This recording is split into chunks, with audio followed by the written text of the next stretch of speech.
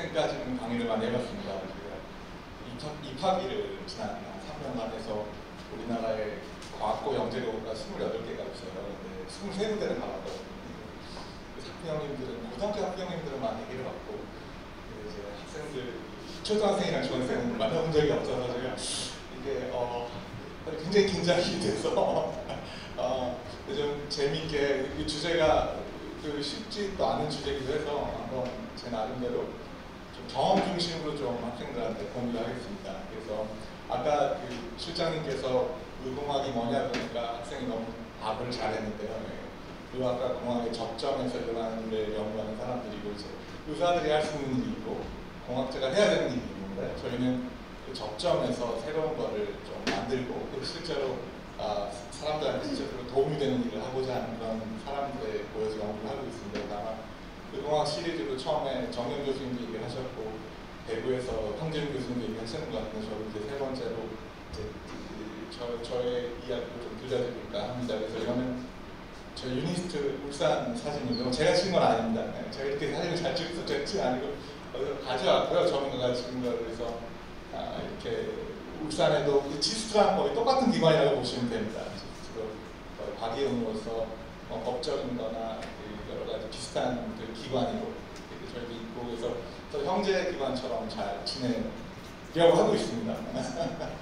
저희 학교의 모토는 이제 First in Change인데 그러니까 유명한 말이 있죠. 다윈이 그런 말을 했죠. 제일 강한 자가 살아남는 게 아니라 가장 잘 적응하고 변화하는 게 살아남는 게 세상이고 그래서 저희도 아마 그런 의미에서 그런 체인지를 한 것 같습니다. 그래서 저희 학과 소개를 잠깐 드리면 그러니까 저희는 이제 이름이 바이오메디칼 공학과라고 하거든요. 저는 거기 소속이 되어 있고 의공학을 영어로 바이오메디칼 공학이라고 합니다. 바이오메디칼 엔지니어링을 하고 근데 학생들은 그냥 밤의공이라고 불러요.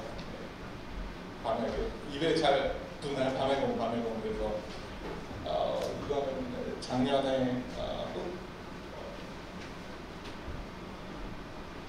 이건 작년에 행사한 거고 이건 올해 이제 별로 안 됐죠. 저희들이 다 모여서 한번 그러니까 진짜 의공학을 연구하는 사람들의 모임인 거죠. 여기는 이제 대학원생도 있고요, 학부생도 있고, 교원들도 있고, 연구원들도 있고 같이 한번 모여서 행사를 하고 이제 숫자는 비슷한 것 같은데 제가 좀 크게 보려고 크게 잘랐습니다.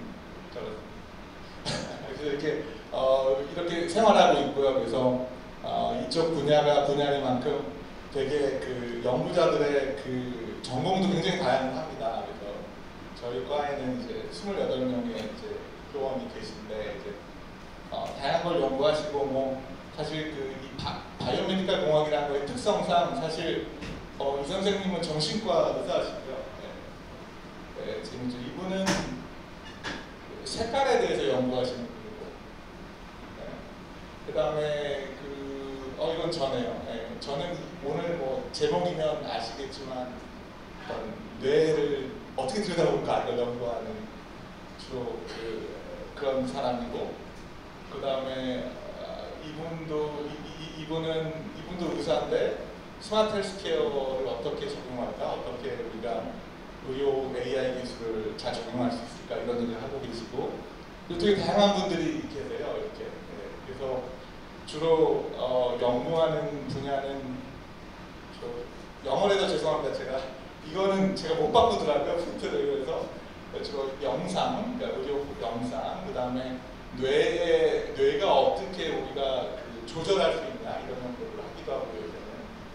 그 다음에 재생재활, 우리가 화상을 당했으면 피부를 어떻게 새로 만들 수 있을까? 아니면 실제 로봇 기술을 이용해서 사지가 불편한 분들을 어떤 식으로 움직이는 걸 도와줄까 이런 것들을 연구하는 그룹이 있고요. 그 다음에 요새는 의료가 점점 정밀해져가지고 여러분들 아마 유전자 정보들을 요새는 되게 싼 가격이라고 하면 좀 그렇긴 한데 그래도 어느 적당한 가격은 예전에는 막 1,000만 원 들던 게 이제는 되게 싸게 모든 유전자 정보를 알 수 있으니까 이제 그거의 정보가 우리의 건강과 기능과 어떻게 연관되는가를 연구하시는 분들도 굉장히 많이 계십니다. 그래서 이걸 게노막이라고 하거든요. 지노믹스라는 얘기를 많이 하는데 그런 분도 계시고, 그 다음에 이제 그런 식의 이제 있고, 그다음에 최근에는 이제 그 의학과 공학에서 병원을 어떻게 더 스마트하게 만들까 이렇게 연구하시는 분도 계세요. 네. 그래서 이거를 뭐 오늘 신기한 유공학 이야기가 재미니까 학생들에게 이걸 다 설명해 줄 수 있으면 좋지만 제가 뭐 다 아는 것도 아니고, 저는 우리가 뇌를 사람들이 어떻게 들여다볼 수 있을까, 그런 거에 대해서 한번 얘기를 간단히 해보고, 그 다음에 시간이 오늘 1시간이나 주셔서 저희가 요새 의대생들이랑 공대생을 지난 한 학기간 같이 교육을 했거든요. 그러니까 의대생들이랑 공대생들이 새로운 수업을 만들어서 재밌는 의공학 수업을 했었어요. 그거에 대한 얘기를 좀 들려드리면, 이게 국내에서 해본 적이 없어서 한번 들려드리면 재밌지 않을까, 그런 내용을 준비해 왔습니다. 그래서 이런 분야도 있고, 아마 대부분 초등학생들은 공학 그러면은 로봇 생각하시고, 그죠? 그렇지 않나요? 공학, 그런데 이런 분야도 있고, 그게 재밌다 이런 거를 좀 전달이 됐으면 좀 좋을 것 같아요. 질문 있으신가요? 학생분들 중에서? 네. 아직은 없죠? 아직까지는 이해가 되시죠? 어려운 거 없죠? 그죠? 박수를 칠 필요는 없어요, 아직. 박수 주시면 앞들이면 안 돼요. 감사합니다. 박수가 힘이 됩니다.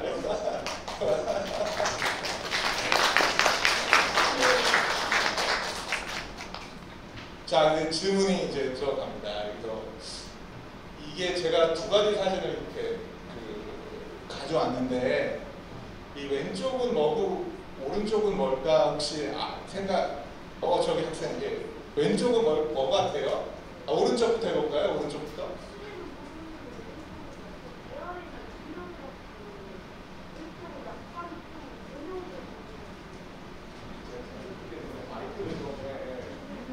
다시 한번 죄송한데 다시 한번 또 말씀해 주시겠어요? 네, 그래야죠. 네. 오른쪽은 약간 유랑같이 생긴 게 뇌 안에 있는 유랑 같고, 왼쪽은 약간 닮았는데 좀 다르게 생겨서 좀 전형적인 유랑 같습니다. 오. 대학생보다 너무 잘하는 것 같은데요? 어쩌지 말아주시다.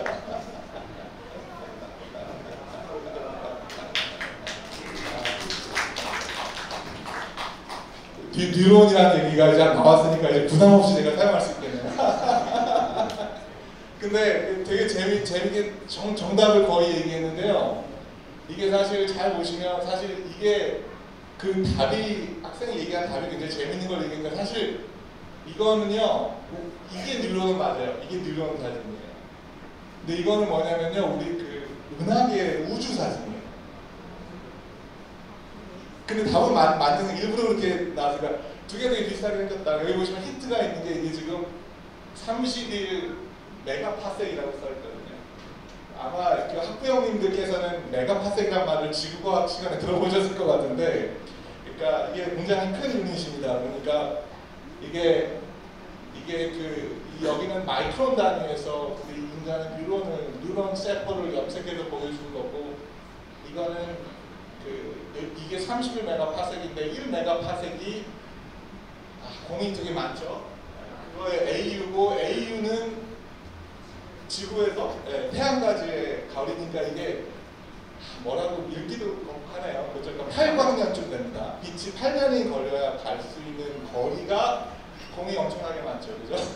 그걸 이렇게 한번 이걸 해보면 이렇게 되게 비슷하게 생겼다. 그래서 이걸 우주 갤럭시 클러스터라고 얘기를 하는데, 그러니까 인간의 뇌 속에는 한 690억 개, 이건 제가 한 얘기가 아니라 논문에 나온 얘기를 제가 따온 거고요. 그래서 690억 개의 뉴런이 있고, 우주에도 지금까지 생각하는 게 1천억 개의 은하가 있을 거다. 근데 되게 신기하게 아까 학생이 정확히 얘기해줬지만 이게 뭐가 뭔지 잘 모르겠잖아. 이 논문도 주제가 그거예요.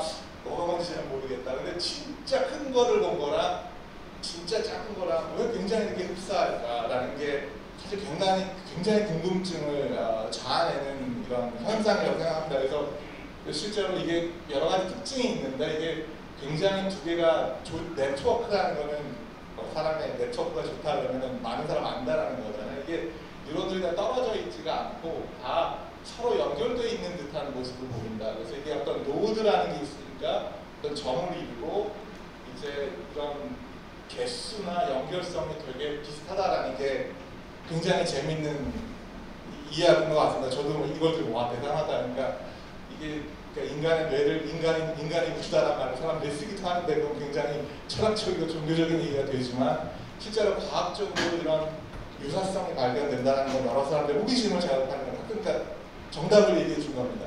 근데 이게 우주라는 생각은 안 하셨죠, 그죠? 네. 그러니까 이게 재밌어요. 그러면 이제 근데 사실 저 같은 사람들한테 제일 중요한 건요, 이런 걸 측정이라는 걸 한다는 건 굉장히 과학자들한테 중요한 거거든요. 그러니까 사실 어떤 우리가 무엇을 재야 됩니다. 저희 같은 사람들의 본능은 본능적으로 뭘 측정을 해야 돼요. 그러니까 사실 잴 수 없는 거는 과학이 아니다라는 말도 있거든요.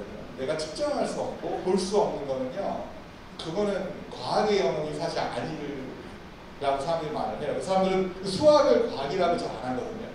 왜냐하면 수학은 어떤 측정 학문이 아니잖아요. 그러니까 실제로 저는 측정을 해야 되고, 근데 특정에서 가장 중요한 게 결국은 이걸 영상화하는 겁니다. 그렇죠? 왜냐하면 우리가 사람이 살아갈 때 90% 이상이 시각 정보라고 해요. 그러니까 사실 우리가 눈이 제대로 동작하는 게 되게 중요하고, 근데 실제로 뭐 요새 사람들이 우주를 스터디하기 위해서는 여러 가지 소위 그 만원경을 만들죠. 그래서 요새 제임스 웹이 되게 많이 대두가 되잖아요. 그러니까 조금 해상도를 높여서 굉장히 많은 새로운 그 블랙홀도 찾아내고 은하단도 찾아내고 이런 일을 하잖아요. 아마 뉴스에 계속 나오니까. 학생들도 뉴스에 보면 그런 거 나오지 않아요. 막 제임스 웹 만환경을 우주에 쌓아올려서 우주의 정보를 본다. 그거는 만환경이니까 당연히 멀리 있는 걸 본다는 텔레스코프이라고 하죠. 텔레라는 게 원격으로 멀리 있는 걸 본다는 만환경이에요. 근데 이거를 크게 만들면 이게 뭐 옵티칼도 있고 레이더를 마이크로웨이브도 있지만 기본적으로 영상화하는 겁니다. 그래서 이거를 이런 욕구가 있습니다. 이런 걸 연구하기 위해서. 그래서 이런 게 있어야 이제 과학을 사람들이 할 수 있는 겁니다. 이런 정보들을 가지고. 그래서 실제로 좋아하는 게 영어로 써서 죄송한데 인비저블이라는 게 안 보이는 것들을 보는 거죠. 그래서 영화도 인비저블로 있었는데 안 보이게 하는 하여튼 그러니까 스윙더 인비저블 이게 하나의 적용이 되고, 근데 되게 아마 이런 거는 생각을 안 해보셨을 것 같은데 많은 경우 워낙 익숙을 하니까. 근데 실제로 사람들은 이 뇌에 특히 뉴런에 대한 정보나 뇌를 영상하기 위해서 상당히 많은 일을 지금까지 했고 앞으로 계속 하고 있습니다. 근데 이제 문제가 뭐냐면 뇌라는 놈은 특이한 게 다른 조직이랑 두들겨 보세요. 이렇게 딱딱한 걸로 쌓여있잖아요. 그죠? 아프잖아요. 그죠? 뇌 뼈가 있잖아요. 근데 내가 뇌 안을 보고 싶으면 뼈가 있으니까 그걸 할 수 있는 게 없어요. 그죠? 그러니까 예를 들어서 내가 그 학생들 기관지가 아프면 의사 선생님이 이런 거 나서 내시경한테 보시잖아요. 근데 안 아프잖아요. 아프긴 하나요. 근데 안 아프잖아요. 근데 뇌는요, 뭘 보려면 난 의견을 보고 싶은데 이게 뚫을 수가 없잖아요. 그죠? 그죠? 뭐 이 뼈를 가르는 수도 없고 뚫을 수도 없고. 그러니까 이게 어려운 거예요. 그죠? 이걸 어떻게 해볼까? 네. 그래서 뭐 뇌 사실 이 귀로 들어가면 조금 뼈가 얇긴 하거든요. 근데 구멍을 뚫을 수는 없잖아요.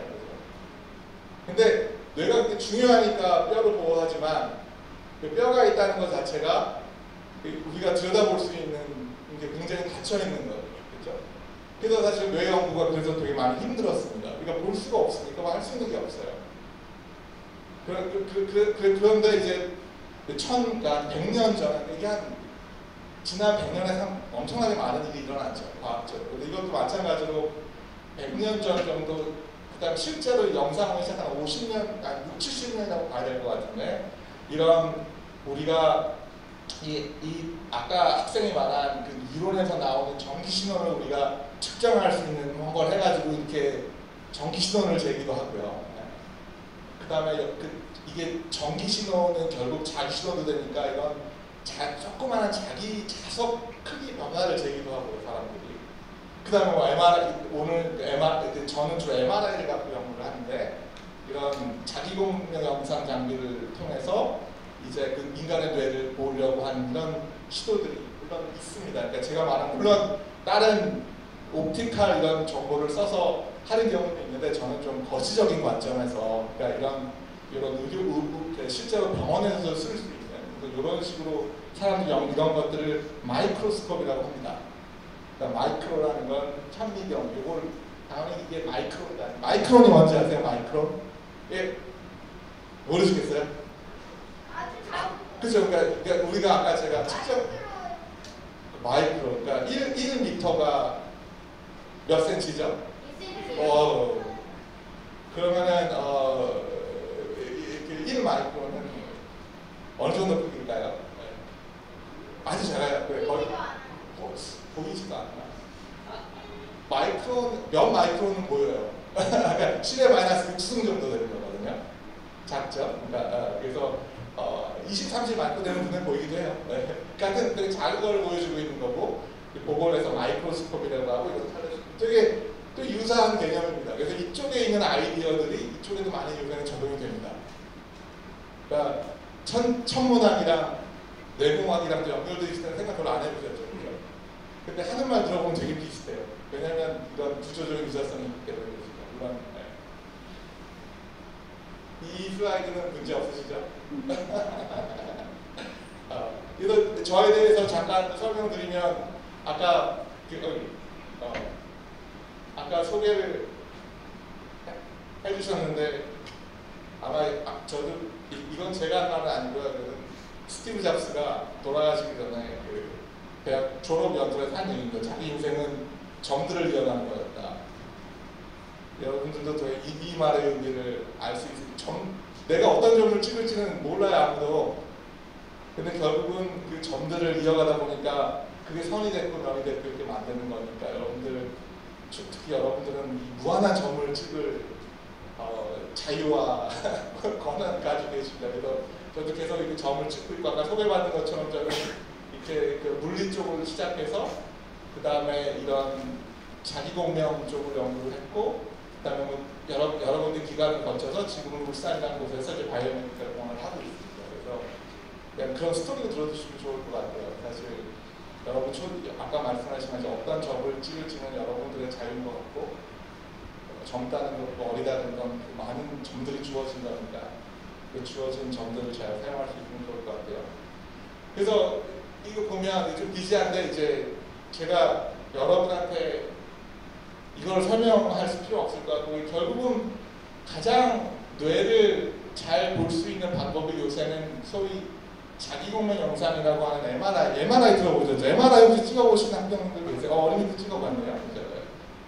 뭔가 공간에 들어가서 막 드스드스 찍죠. 근데 그러면은 이제 이런 우리가 뇌의 영상을 얻을 수가 있어요. 그렇죠? 이것도 사람들이 그러니까 예를 들어서 이분의 같은 경우는 이렇게 큰 종양이 있는 경우죠. 그러니까 이거는 안 좋은 예인데 이런 그 진단에도 쓰일 수 있고요. 이제는 우리가 그 아까 말씀드린 간단한 뚜껑을 뚫고 볼 수 있는 세상에 온 거죠. 그렇죠? 그리고 여기 어떤 방사선 피폭이나 이런 제한 없이 그 비침습적으로 뚜껑을 안 까고 볼 수 있다는 건 굉장히 혁명적인 사실이죠. 그래서 근데 실제로 이게 보면 굉장히 간단하진 않네요. 좀 복잡한 물리 현상에 기반을 하고 있어요. 우리가 이거를 이렇게 볼 수 있는 이유는 우리는 여기 보는 건 물이거든요. 이게 뭐 뇌 영상 보시면 이게 뭐를 볼까를 많이 고민을 하시는데 사실 우리 뇌에 있는 물을 보는 겁니다. 그렇죠? 그러면 물을 보는 건데 그 실제로 그 물에는 소위 이런 스핀이라는 애들이 있어요. 아마 그러니까 물은 스핀이라는 이게 무슨 말이냐면 물은 그냥 조그만 자석들이에요. 그런 생각 안 해봤죠? 물이 자석이라는 생각 해봤어요? 잘 안 해봤죠? 근데 물은 그냥 있으면 자석이 아니지만 물을 큰 자석에 넣으면 걔가 자석이 돼요. 악선 자석이 뭔지 알죠? 자석이 그죠? 근데 당연히 물이 그냥 내가 여기 딱 넣으면 물은 자석이 아니잖아요. 근데 그 물을 엄청 큰 자석, 아주 센 자석에 들어가면 예를 들어서 이 따만한 자석에 이거는 전데 어떤 자석이 설치되기 전에 가서 한번 들어놓은 거거든요. 그러니까 이런 큰 자석에 물을 넣으면요, 이게 자석이 돼요. 네. 그래서 이거는 그래서 이런 자석이 되는데 제가 이쪽을 이런 거 들어봤죠. 이제 그러면 아까도 제가 대학 때 막 이런 영화가 유행해서 이분은 조디 포스터라는 영화 배웠는데 혹시 학생님들 아시는지 모르겠는데 컨택트라는 영화가 있었어요. 그러니까 교신을 해야 되잖아요, 그죠? 외계인과 교신을 하는 내용이었거든요. 근데 사실 우리가 이제 얘네들이랑 교신하는 방법을 찾은 거예요. 그러니까 우리가 이런 명상할 수 있는 이유는요, 우리가 사람들이 그 과학자들과 공학자들이 열심히 일을 해서 우리 뇌 속에 들어있는 이런 물분자, 자석화된 물분자와 교신할 수 있는 방법을 찾았어요. 네. 왜 여러분 되게 간단한 게, 제가 왜 이쪽 분야를 연구하게 됐냐면 제가 대학 때 동아리가 아마추어 무선 동아리였거든요. 그런 거 들어봐요. 요새는 없죠. 요새는 다 핸드폰 꺼내죠, 그죠? 근데 저희 대학 때는 아마추어 무선이라고 햄이라고 하거든요. 그래가지고 이런 아마추어 무선을 갖고 막 저 태평양에 있는 섬이랑 교신하고 막 그랬어요. 상상이 좀 안 되죠, 요새. 핸드폰 하면 되는데, 그죠? 근데 제 대학 때는 그런 거 없어서 그 공대 저 꼭대기에다 안테나를 대고요. 거기에 무전기를 딱 갖다 놓고, 간첩도 아니지만 무전기를 갖다 놓고 거기서 막 교신을 해요. 그러면 갑자기 저 남태평양에 있는 섬에서 어떤 사람이 들어오면 교신을 할 수 있어요. 그러면은 내 주파수랑 저 주파수가 맞잖아요, 그죠? 여러분 라디오는 들으시죠, 그죠? 라디오 들을 때 뭐 FM 100MHz 그러면은 딱 나오잖아요. 뭐 별이 빛나는 밤에는 아니겠죠.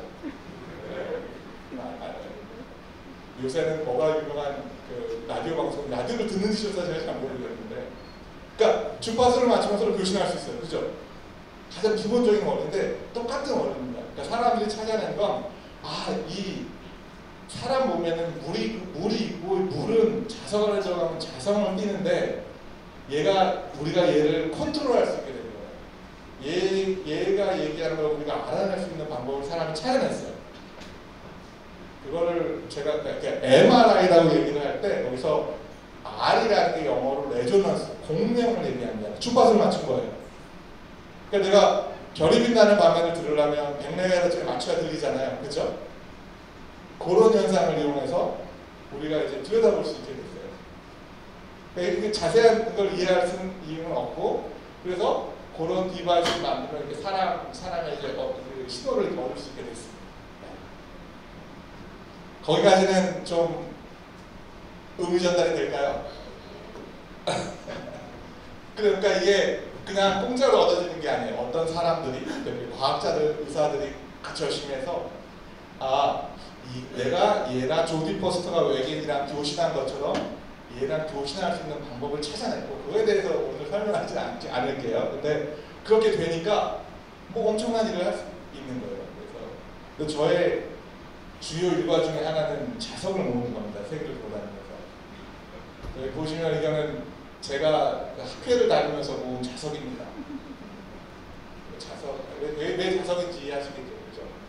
그래서 이렇게 저만 다니다가 이제는 대학원생들도 어디 꼭 가면 하나씩 사옵니다. 그래서 제 방에 가면 자석이 엄청 많아요. 자석을 보고 싶으시면 울산에 한번 놀러 오시면 여러 자석들을 보여드리겠습니다. 보스턴 자석도 있고요, 아프리카 자석도 있습니다. 그래서 MRI는 자석을 보는 거다라는 걸 오늘 가져가시면 틀리진 않습니다. 네. 근데 이제 이런 게 비싸죠. 이런 걸 보려면 요거는 이런 기어를, 브레인을, 아까 뇌를 촬영하려면 당연히 우리가 여기 세우면 안테나를 세우잖아요, 그죠? 똑같아요. 이 안테나처럼 뇌의 물과 교신할 수 있는 안테나를 써야 돼요. 그러니까 얘네들 안테나예요. 학생들 안테나는 뭔지 알죠? 그죠? 안테나, 큰 안테나를 여기 봤죠? 그죠? 테레비 보려면 근데 요새는 다 그냥 5G라 사실 안테나가 안에 있어서 요거 안테나잖아요. 그렇죠? 이것도 똑같이 이런 외계신을 보면 안테나가 필요한 것처럼 우리 인간의 뇌를 들여다보고 이 자석을 보려면 안테나가 필요하고 제 안테나를 뒤집어 써요. 네.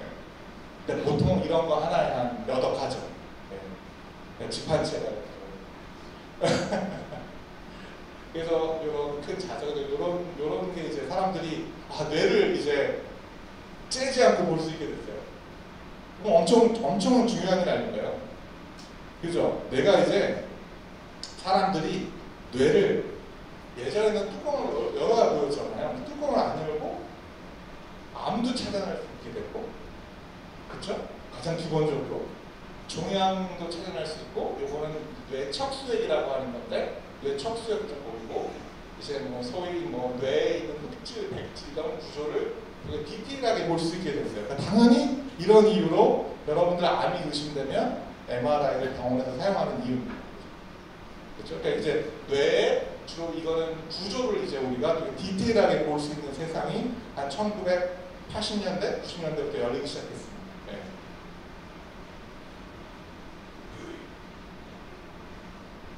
그래서 요새는 이제 이렇게 아까도 중요한 게 이제 이런 거를 새로운 걸 이렇게 사람들이 알아내면요 거기서 할 수 있는 일이 많아져요. 여러분도 뭐 모르겠어요. 뭐 운동을 하나 배우면 그걸 계속하면 뭐 여러 가지 할 수 있는 게 많잖아요. 그렇죠? 그러니까 과학자들은 대부분 한 100번 하면 99번은 실패해요. 그러니까 큰 연구를 하는 사람들은 100번 하면 한 번 정도 성공한다고. 근데 그렇게 성공하면 거기서 얻어지는 게 되게 많은 거예요. 그러니까 이제 아까 그런 인간의 뇌에 있는 물들과 교신할 수 있는 방법을 사람들이 찾아내니까 이제는 여러 가지 정보들을 볼 수 있습니다. 당연히 미세 뇌 구조를 볼 수 있고요. 그다음에 이거 같은 거 뭐냐면요. 이거는 동물이에요. 동물. 쥐 연구도 많이 해요. 그러니까 사람한테 다 새로운 걸 할 수 없으니까 쥐에 있는 그래서 뇌는 인간이 인간의 뇌가 동물의 뇌랑 연구해보면 제일 다른 게 아까 제가 네트워크 얘기했잖아요. 근데 쥐 뇌에도요 사람만큼 미수가 다 있어요. 그러니까 냄새를 맡는 부분도 있고요, 뭐 듣는 부분도 있고 다 있어요. 근데 가장 큰 차이 중에 하나는 사람의 뇌는 굉장히 연결이 잘 돼 있어요. 보면요, 그러니까 사람의 뇌는 오른쪽 뇌가 왼쪽 뇌뿐만 모든 뇌가 곳곳이 다 네트워크로 연결되어 있는 것처럼 보여요. 그 네트워크가 되게 중요합니다. 인간의 뇌에서. 근데 동물도 그렇긴 한데 그 부분이 되게 작아요. 연결되어 있는 부분이. 그래서 주로 이거를 뇌의 고속도로라고 많이 해요. 근데 그런 연결성이 되게 작고, 근데 이런 정보를 얻어낼 수 있게 됐어요, 사람들이. 이따가 나중에 좀 더 설명을 할 텐데. 그 다음에 이제 심장 박동도 볼 수 있어요. 내가 심장이 뛰는 거를요, 여러분들 다 영상으로, 뇌는 아니지만 요새는 심장의 기능도 뇌랑 연결되어 있다는 것도 많이 알고 있어서 모든 게 다 연결되어 있지 볼 수도 있고, 그 다음에 아까 보는 것처럼 종양이 생긴 적을 정확히 알아낼 수도 있고, 그 다음에 스트로크, 뇌출혈이라고 하죠. 이런 거 걸리면 안 돼요. 운동 열심히 하고 이상한 불량식품 먹으면 안 돼요. 뇌출혈 인해서 이게 뇌가 어느 정도 손상되는가를 다 알아낼 수 있고, 뇌의 어떤 부분을 어떻게 살릴 수 있는가를 알 수 있어요. 그러니까 병원에서 이 기술 굉장히 유용한 건 자명하겠죠, 그죠? 네. 그 다음에 뇌의 혈관에 대한 걸 되게 자세하게 볼 수 있고요. 그 다음에 여러분 심장이라는 건 키드니라고 그래가지고 여러분 노폐물을 필터인데 그 필터의 기능을 또 볼 수 있어요. 그 다음에 여러분들 살이 얼마나 쪘는지를 정확히 알아낼 수도 있습니다. 이거는 날렵한 분, 이거 다 지방입니다. 그러니까 이런 거를 할 수 있는 거예요. 이런 세상이 있어요. 그래서 특히 근데 이런 것들은 꼭 이런 영상 기법이 안에 볼 수 있는데, 특히 뇌는 이 뚜껑 때문에 이런 그 교신을 통해서 얻어낼 수 있는 정보들을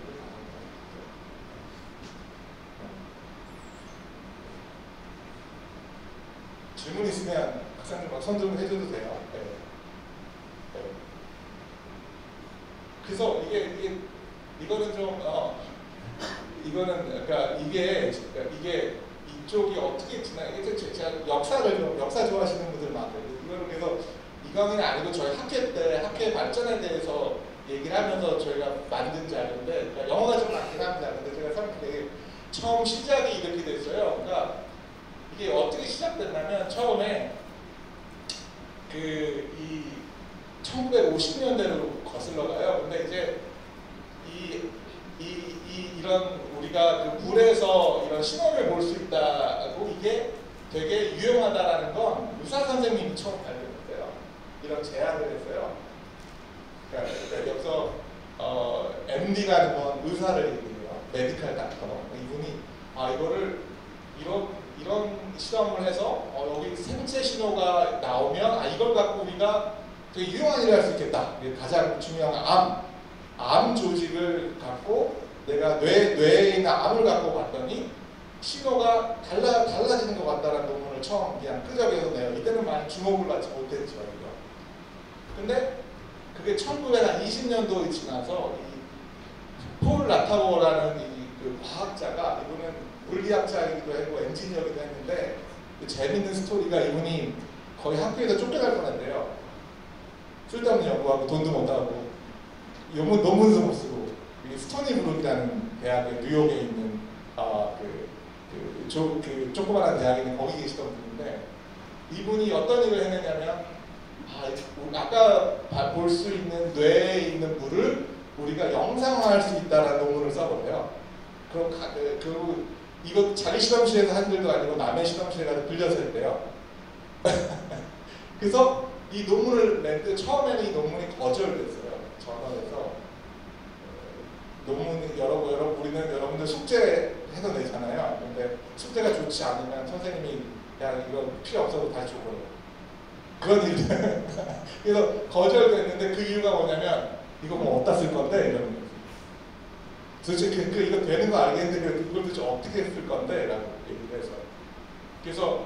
근데 이 사람이 이 논문을 없애지키기 위해서 결국에 문장을 수정을 하는데 이게 이런 논문들이 얘기하는 뇌에 있는 종양을 우리가 볼 수 있는 방법을 제공한다라고 논문을 고쳐서 없애게 돼요. 네. 그때부터 이제 역사가 시작된 거고요. 저희는 이쪽 의료 영상 분야가 이제 의사와 과학자의 전개선에서 학생들 되게 좋은 예입니다. 네. 그러니까 이런 기술들이 아까 제가 보여준 것처럼 여러 가지를 볼 수 있게 쓰이는 거죠. 그죠? 그래서 현재는 광범위하게 의료 현장에서 적용되고 있고, 그 다음에 실제로 의료 장비 시장도 상당한 규모로 많이 커졌습니다. 네. 그리고 이제 미래에는 이제 사람들이 계속 이거는 이제 70년대 장비라면 아까 자석 안에 들어가면 커진다고 했잖아요. 점점 사람들이 자석 크기를 키워요. 그래가지고 지금 엄청나게 큰 자석들을 많이 만들고 있고, 또 요새 막 AI 난리잖아요. 그죠? 여러분들도 아마 AI랑 같이 살아가야 되겠죠. 네. 그렇지만 그런 기술들이 여기에 적용되면서 이제 모든 게 자동화되고 거의 그 맞춤형으로 모든 일들이 이제 일어나고 있는 이런 과거와 현재 미래 일들이 벌어지고 있습니다. 그런 일들이 있고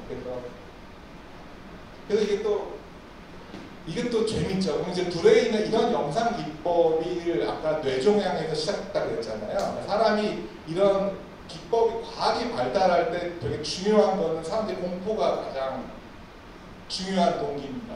왜냐하면 뇌에서 무슨 일이 벌어지는지를 모르면요, 내가 왜 아픈지 모르잖아요. 그러니까 사람들이 공포가 여기에 많은 연구비를 들어가게 합니다. 그래서 이게 뇌과학의 시작이라고 사람들이 많이 얘기를 하는 건데, 이 아저씨가 있어요. 베이지 아저씨인데 원래 철도 노동자였어요.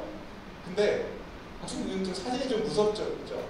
이 아저씨가 철도 노동자셨는데 그 철도에서 폭발 사고가 나서 이 철이 뇌를 꿰뚫고 들어가셨어요. 근데 이분이 죽지 않고 사라졌어요. 이런 일이 있으면 절대 안 되는데, 근데 이게 실제로 나중에 이렇게 병상한 건데, 근데 여기서 되게 재밌던 일이 이 사건 이후에 이분의 성격이 변했다는 거예요. 이 사건 이후에 이분의 성격이 처음에 되게 좋으신 분이었는데 굉장히 개빡해졌대요. 사람들이 얘기하는 보시면 제가 영어로 있는 걸 긁어와서 그런데 이게 그 퍼스널리티가 체인져요. 근데 우리가 지금도 그렇게 해죠. 그 사람은 마음이 따뜻한 사람이라고 얘기하죠. 그죠? 그런 얘기 안 들어봐서 여러분 학생 좀 착한 친구들 그 학생은 마음이 따뜻해 얘기를 하죠. 그죠? 근데 사실 심장이 얼마나 빨리 뛰는가랑 우리 성격이랑 별로 사실 상관없거든요. 그러니까 뭐 사람들이 따뜻한 심장이 아니라 저 정확히 표현을 하려면 따뜻한 뇌가 맞죠. 과학적으로는. 그죠? 근데 물론 심장이랑 뇌도 연결되어 있다라는 게 여기서 또 얘기니까 다른 얘기긴 한데, 그러니까 실제로 이런 우리가 이런 건 실험을 못 하잖아요. 우연히 나오는 발견인데 사람들이 관심을 갖게 됐어요. 우리가 사람의 성격이라는 게 피가 따뜻해서 그런 게 아니라 뇌와 바뀐 게 있다는 게 이게 사실 뇌과학, 뇌공학의 시작점이라고 많은 사람들이 얘기를 해요. 그러니까 무슨 말이냐면 뇌의 특정 부위가 어떤 특정 인간을 인간답게 하는 기능과 관계가 있다 라는 걸 처음으로 극명하게 보여준 사건이죠. 그죠? 근데 만약 어떤 사람이 이거를 그냥 이런 사고가 있었는데 성격이 나빠졌다, 뭐 정신적으로 스트레스를 받아서 그렇게 라는 생각을 했으면 여기서 끝났을 거예요. 그죠? 근데 이제 과학자들은 되게 이게 이 조그만 거에 자꾸 늘어지는 게 있거든요. 여러분 그런 게 되게 중요해요. 여러분들 그냥 매사 지나가도. 근데 이거를 체계적으로 연구한 사람들이 있었던 거죠. 그러니까 이게 그거 시작점이라는 얘기를 많이 합니다. 그러니까 또 중요한 메시지는 앞쪽에 전두엽이라는 부위가 했는데 성격과 관계가 있다는 거잖아요. 그죠? 그것도 되게 재미있는. 그러니까 결국 뇌의 영역이 연구가 중요하다. 그러니까 네트워크뿐만 아니라 어떻게 연결되어 있는가 아는 것도 중요한데 뇌의 특정한 부위는 인간의 특정한 기능과 관계가 있다라는 것도 사실 연구가 이거 시작입니다. 또 하나의 또 증거가 또 여러 가지 일이 생겼는데 여러분들이 아마 메멘토라는 영화인데 너무 이 영화 학생들이 이 영화 본 적 있어요? 메멘토? 못 봤죠? 아마 학부형님들은 아실 수 있어요. 이분의 이 영화 배우는 매일 자고 일어나면 다 잊어버려요. 그런 영화거든요. 근데 이게 실제로 이거 영화 속에 있는데 또 되게 유명한 일이 있었던 게 이게 HM이라고 불리는 이분이 간질이 환자에서 그 당시에는 간질 환자가 있으면 뇌의 특정 부분을 제거했어요. 그래서 이분이 수술을 했는데 소위 히포캠펄, 해마라고 불리는 부분을 이제 수술을 제거했어요. 근데 이런 수술을 했더니 간질은 없어졌는데 이분이 기억을 못해요. 특히 단기 기억을 다 잊어버려요. 그러니까 자고 일어나서 잃어버리는 건 좀 과장된 건데, 그러니까 약간 단기 기억을 계속 잃어버리는 일이 발생을 한 거죠.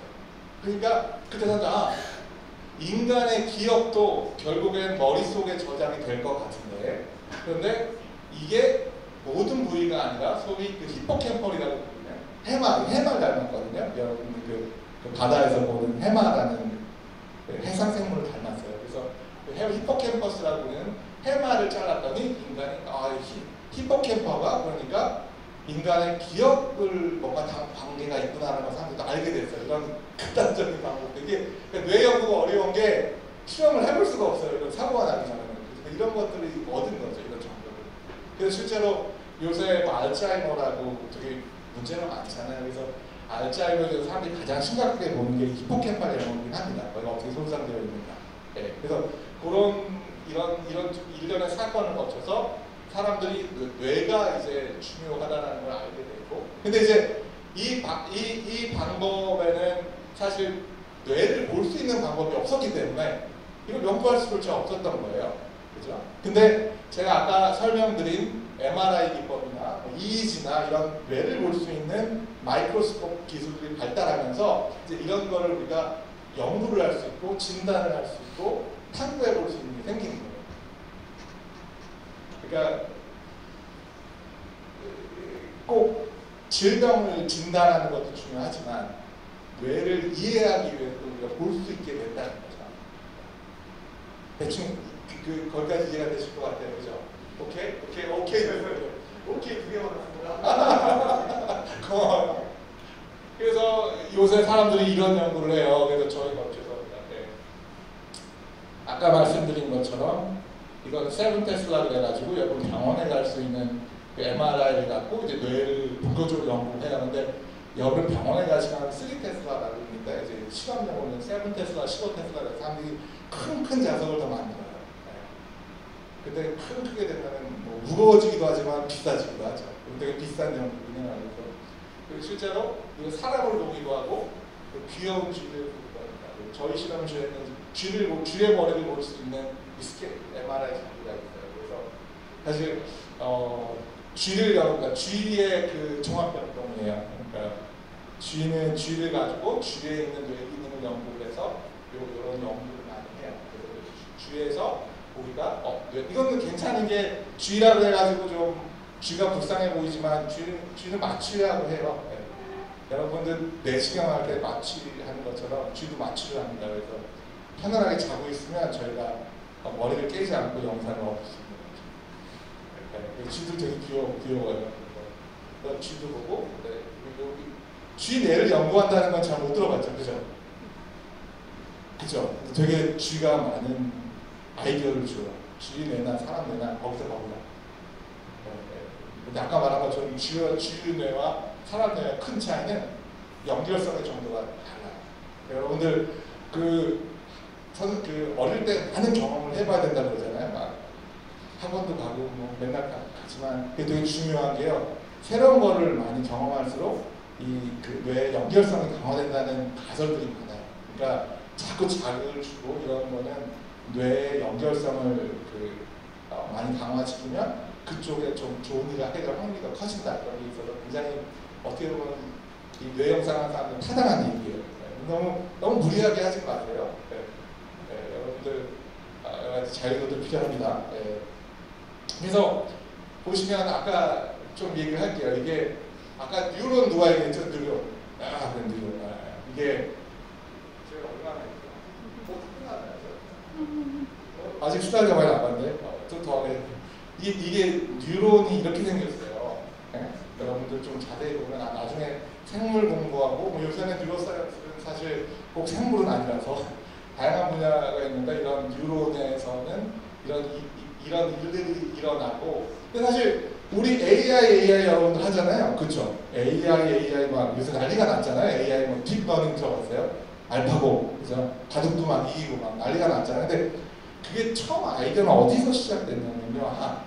인간을 조금이라도 모방해보자.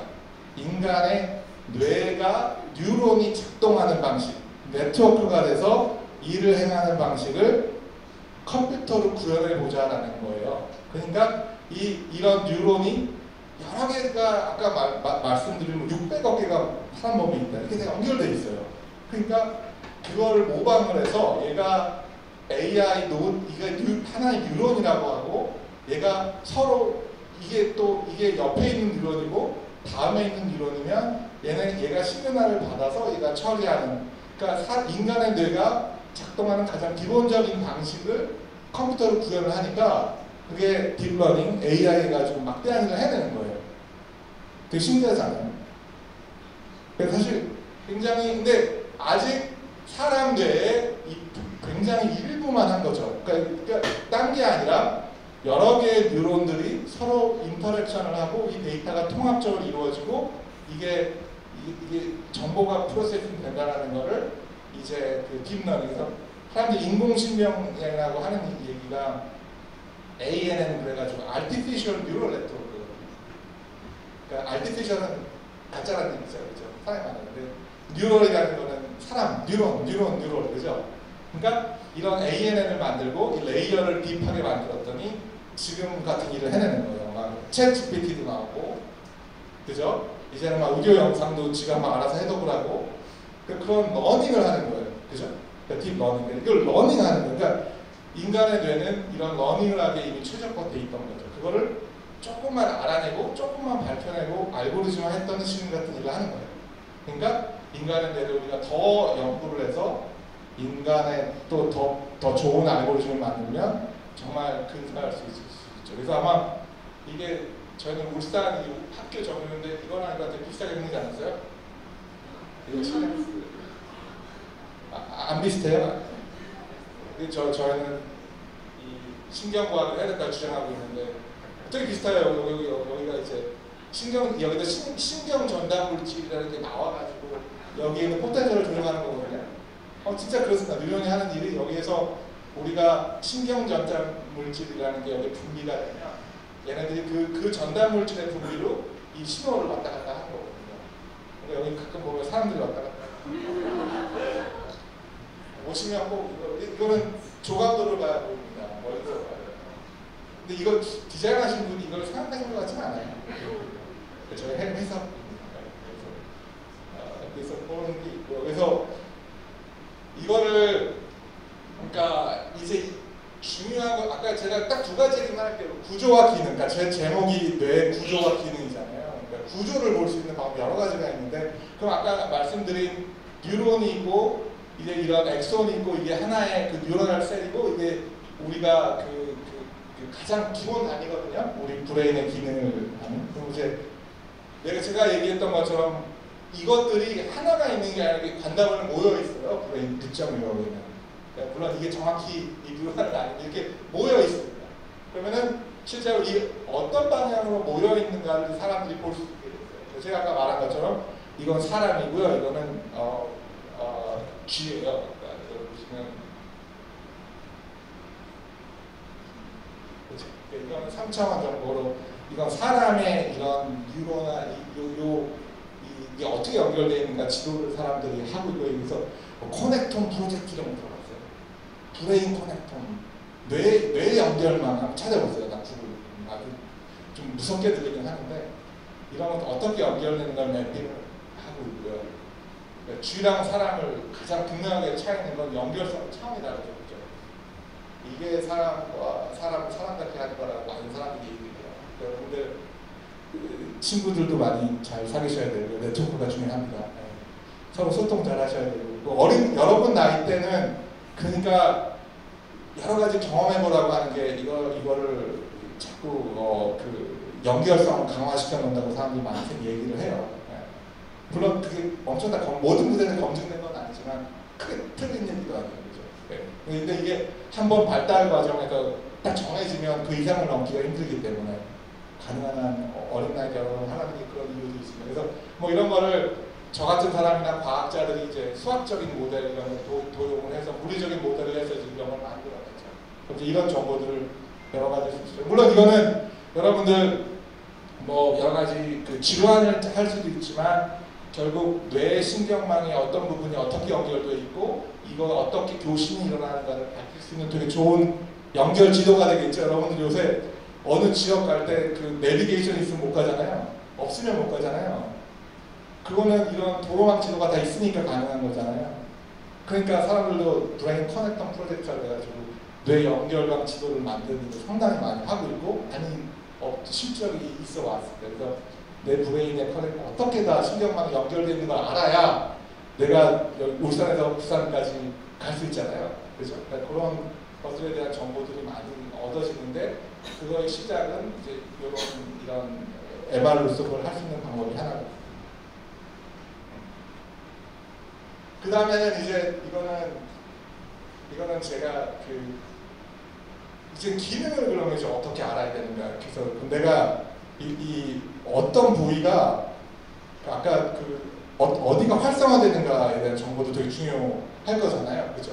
아까 제가 얘기한 구조와 기능이니까 구조는 이렇게 알아낸다고 하더라도 그러면 뇌의 어떤 부위가 어떻게 활성화되는가를 알면 너무 좋지 않겠어요?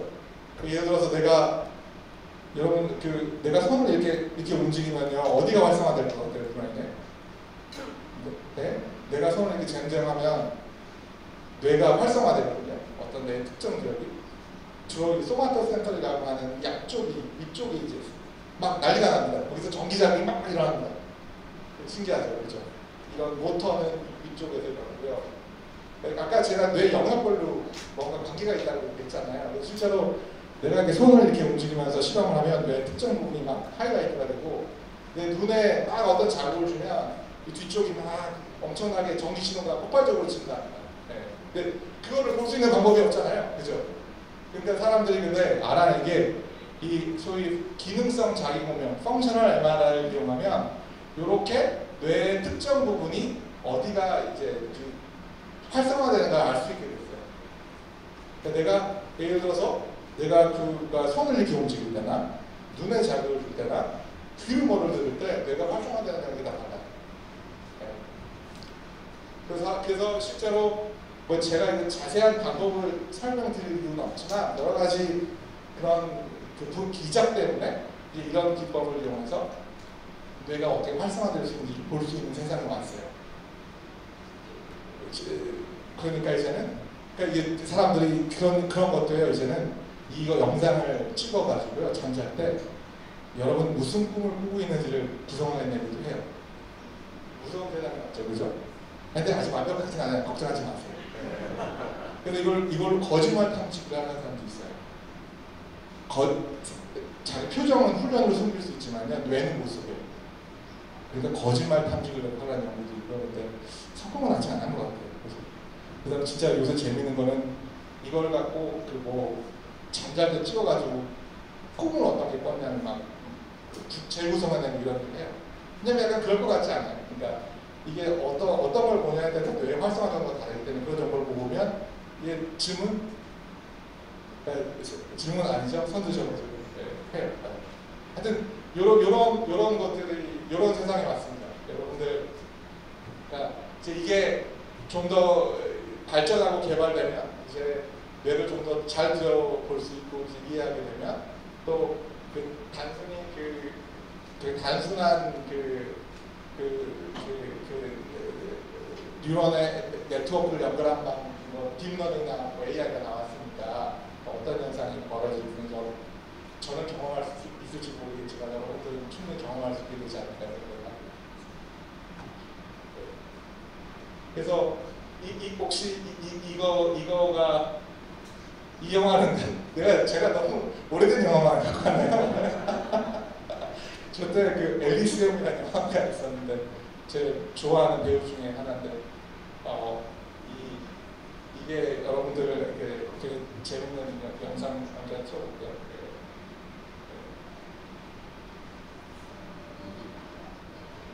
엘리시움이라는 곳에 이제 이런 의료 장비가 있어요. 그래서 부자들은 다 엘리시움이라는 곳에 살고 나중에 지구는 망했어요. 지구는 되게 무시하는 사람이 살고 지구에서 그 부자들은 다 엘리시움이라는 나라에 갔어요. 근데 그 엘리시움에는 이 장비가 있어요. 이 아이가 아팠는데 딱 스캔을 하고 사실 이렇게 백혈병을 만들었는데 딱 진단을 한꺼번에 하고 치료를 딱 해버려요. 근데 제가 한 거 아닙니다. 수지 필요 없어. 영화다 영화. 그러니까 사람들이 생각하는 게 이런 거예요.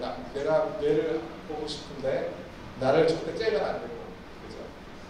뭔가 여기를 다 통과해서 내가 몸에서 뭐가 잘못되고 있는지 알아야 되고, 그 다음에 그걸 진단뿐만 아니라 고치기도 해야 되고, 뇌 기능도 알아야 되고, 그게 사람들이 원하는 거고, 그 방향으로 가는 게 특히 이런 뇌의 구조와 일을 하는 여러 가지 중요한 것들인데, 아직은 공상과학이지만 여기 앉아 계신 분들이 이런 쪽에 되면 새로운 세상이 아직 멀어요. 아직 진짜 멀죠. 제가 보여준 거에서 여기까지는 있지만 여러분들이 이걸 할 수 있으면 좋지 않을까 이런 생각을 해봐서 이제 마무리 슬라이드를 갖고 왔습니다. 그래서 뭐 아직 끝은 아니고 15개가 더 있습니다. 그래서 이거는 이게 뇌 영상에 대한 얘기는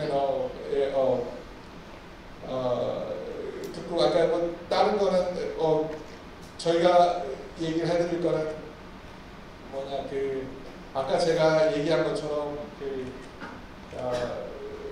저희가 요새 다 의대 가려고 난리잖아요. 장난이 아닌데 요새 우리 때는 안 그랬는데 그렇게 됐더라고요. 근데 이제 그것도 중요한데 이제 의대과 공학관에 서로 협력할 수 있는 부분이 많거든요. 그래서 저희가 이번 학기에 의대생들을 저희 공대잖아요. 근데 의대가 없는데 의대생들을 학교에서 기숙사에서 살면서 같이 교육을 했어요. 그래서 실제로 이름을 유는 유니스트고 유는 울산대고 때문에 아산병원이죠. 그래서 만들어서 했는데 각자 이제 이런 수업을 하고 거기 이제 의료 영상 수업도 있었고 이런 걸 했습니다. 제 포인트는 이게 의공학이 의학과 과학이 융합이라는 거죠. 그러니까 저희가 추구하는 게 의사들도 과학을 알아야 되고 공학자들도 의학을 알아야 되기 때문에 이번 수업을 했었어요. 그래서 이거는 그러니까 이런 일들이 실제로 벌어지고 있다. 그래서 아까 MRI 같은 입장도 의사랑 그 공학자가 같이 해서 개발된 것처럼 이제 앞으로의 세상은 의사는 의학만 할 수는 없고요. 공학도 공학만 할 수는 없어요. 서로 다 합쳐지고 있고. 그랬더니 여러 가지 재미있는 일이 많이 벌어졌어요. 그래서 뭐 이런 같이 의대 공대생들이 이걸 해보고 이런 재활 로봇도 같이 만들어주고 그 다음에 이런 그 바이러스를 디텍트하는 것도 같이 만들었고 이런 일들을 다 의공학과에서 하고 있고 학생들이 직접 하고 있고요.